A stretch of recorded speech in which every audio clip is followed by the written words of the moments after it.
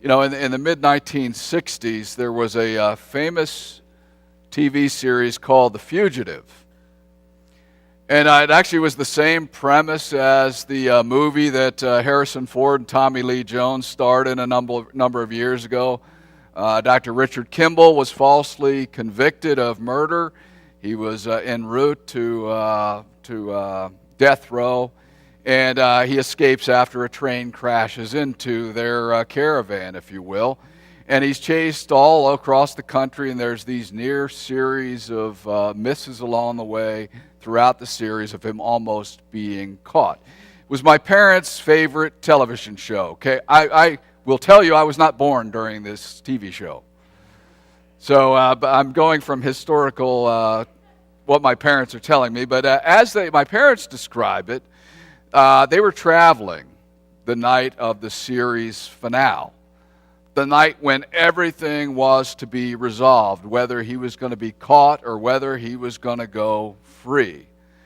And so they described to us how they raced to find a hotel for the night. And they had to get there in time for the show to start. And they did. And they saw the finale.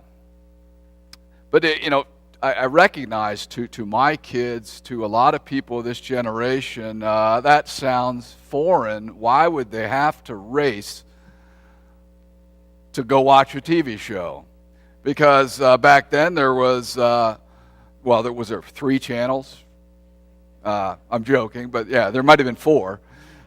There was no DVR. There was no on-demand. There was no YouTube.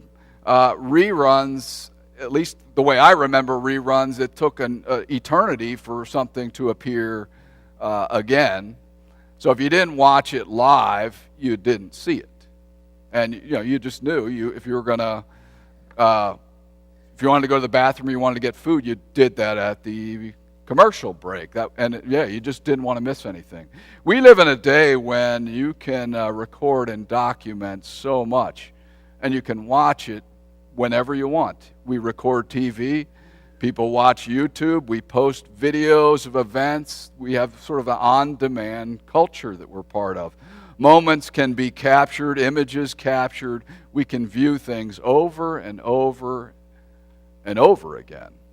We live in a day when we try and freeze and capture moments. Think about even the National Archives captures Twitter anymore, captures into the National Archives what people are saying as live events are going on. Some of them may be profound, and I'm sure a lot of them are not so profound. But Peter, James, and John in the gospel today would certainly have loved to freeze this moment in time, their experience on the mountain with Jesus. And it's kind of hard to describe exactly what was going on, but as Jesus was praying, there was the sense that they were experiencing some connection to Israel's history with this vision or this seeing of Moses and Elijah. It was a special experience where they also heard a voice too. If they only had a video camera or if they only had a live tweet, they could record what was going on. But the point is, it indeed was a special experience to them. And they had a sense that God was speaking directly to them.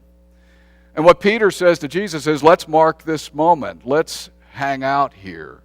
He would just love to have YouTubed it, there's no doubt in my mind. Mountaintop experiences, though. If we think about that phrase, it's those are the moments in life where you just have an extra special sense of the presence of God. You feel that God is so good. If you ever think about the mountaintop experiences, literal or the special moments in life, you realize they're a blessing to you. Those mountaintop experiences give you encouragement. They build you up for the journey that is to come. If you think about, we often will take teenagers in the summertime to pretty important events. We take them to the National Youth Gathering with 40,000 other people, or we take them to work camps where they serve in this intense period of time, serving others, doing a lot of Bible study. You realize they're profound times, and you would love to freeze them, but you realize you can't freeze them. You can't freeze it. As you gather to head home, usually the final study of every single experience is take this experience with you. It's not going to be the same in your community, but you're called to be a witness. You're not going to be on the mountain when you get back to Gaithersburg or Montgomery County, but your witness is going to be needed.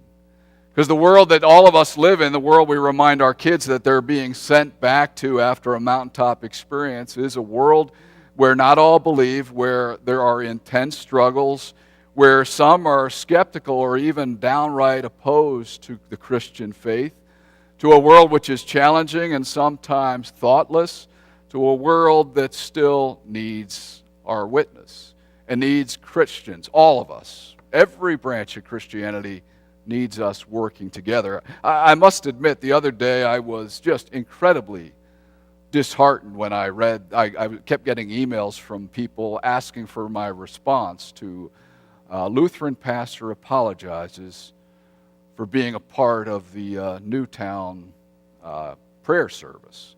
You might recall that one, and it's not the pastor of our branch of Lutheranism, but one of the things I would loudly say is every branch of Christianity, we're called to work together despite differences. And it was the branch I grew up in, so it kind of stung. But I read this article and discovered this young pastor of a church in Newtown had participated in that memorial service there where President Obama spoke at, where other faiths were present, where other church leaders was present. And when I heard that he was there, I said, thanks be to God that he was there. He was witnessing in the community. He was exactly where he should have been, participating in that service. But his denomination is told you're not supposed to participate in worship services with other faiths. And my heart just sank because what happened is the national president of his denomination says you must apologize. You must apologize for your involvement, which for me was tragic. And I just can't even imagine the depth of sorrow that other people from that community must have felt. And as I said, my heart sank. I was sad. I was also a bit angry, started composing email, and then I realized that's not going to do a bit of good.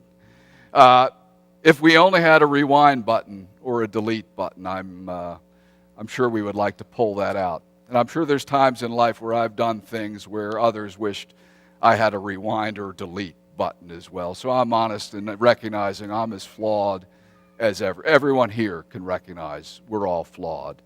But thankfully, where Jesus goes from this experience is he sets his face toward Jerusalem. Right after the transfiguration, it says he sets his face toward Jerusalem. He's going toward the cross. He knows that forgiveness needs to be extended, and following him is the way to healing and wholeness in this world. But still, when we fail, and we all will fail, this young pastor, in my mind, should have stood up. But you know what? I think what I would hope he would learn from this, and what I always want to learn, is caring for others in times of great need never demands an apology. When people are in need around us, it really doesn't matter who they are. They just need our help, and we do not apologize when we go to people and help them in times of need. When we care for others, whoever they are, an unbeliever or a believer, whether we label them as pure, whether we label them as holy, that's a moment in which we should capture, that we should be proud of. Because God's goodness is demonstrated in those moments. Really, the recognition that we should all have is that our worship is to send us into the world to be gift givers and truth tellers, to be people who give the gift of healing and hope and a listening ear and compassion. Peter, James, and John, they are, and all the disciples, I have this book called Adventures in Missing the Point. They were people who, following Christ, who often missed the point. And I recognize a lot of us, all of us really, are people who our life is an adventure of sometimes missing the point. Peter, James, and John, they had this mountaintop experience with Jesus. It indeed was wonderful. I'm sure it was. They wanted to capture it. They wanted to stay there. And what Jesus really was saying is, no, we got to go down the mountain. We got to go down to that valley of need because that's where we are needed. In that text today, certainly, the presence of God was experienced on the mountain, but it really doesn't say that. Where it says the greatness of God was experienced was down below in the valley. Down below in the valley was where the greatness of God was experienced. And in that valley where needs were taken care of, where Jesus was with people who were struggling, where healing was offered and extended and experienced, where people realized that they couldn't do it on their own, they needed God's help. There will be failures. There will be times where I clearly miss the point. There will be times where you miss the point. But you realize we work together. We struggle together. And the world around us needs Christianity to be people of compassion who reach out wherever help is needed. Amen.